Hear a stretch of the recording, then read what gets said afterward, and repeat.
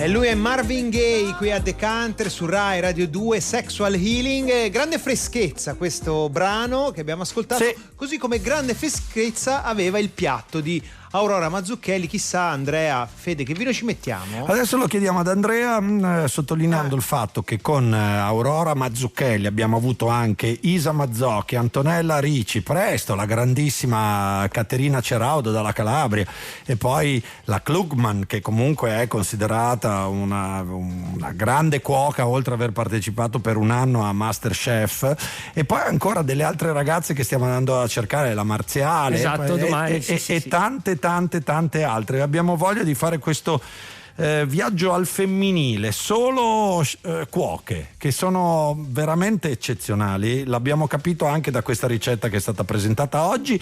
Vino in abbinamento, qual è? Allora, verdura e pesce, ragazzi, quindi un bianco. Però c'è un problema, abbiamo l'agrodolce, e l'agrodolce con cosa lo abbini? I siciliani insegnano che sulla caponata si mette il marsala. Beh, vabbè, magari il marsala su questo piatto è un po' troppo forte perché c'è un'ossidazione marcata, no? Però c'è un vino bianco che tende un po' a queste note un po' ossidate che ricordano la noce, la mandorla in bocca, che con questi gusti si sposano benissimo, ed è un vino che si fa al nord, esattamente fra Liguria e Piemonte, lì dove si incontrano c'è un paese che si chiama Gavi, e l'uva di casa è il Cortese, un'uva bianca che sa invecchiare benissimo e che i primi anni, quando stappi la bottiglia, trovi un vino floreale, fruttato, però con una buona freschezza, una buona mineralità. Poi crescendo nel tempo, perché il vino cambia, è proprio come noi, acquista questi profumi che ti dicevo prima, di frutta secca, che si abbinano perfettamente con questo piatto. Era un'uva che fino agli anni 50 non era considerata, cioè la usavano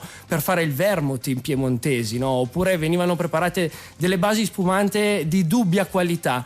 Ebbene, la famiglia Soldati invece dall'inizio degli anni 20 ha cominciato a recuperare questo vitigno e si è accorta che invecchiava benissimo. Quindi, oltre a vini fermi come questo etichetta nera che vi consiglio in abbinamento a questo piatto, hanno lavorato anche sul metodo classico che praticamente dà dei risultati fantastici. Quindi l'uva è Cortese. Mi piace tantissimo come lo descrive la cantina che lo produce. Dice: un vino con l'anima del fanciullo, perché resta sempre fresco, ma con il cuore di un adulto, perché poi alla fine questi aromi sono complessi e unici.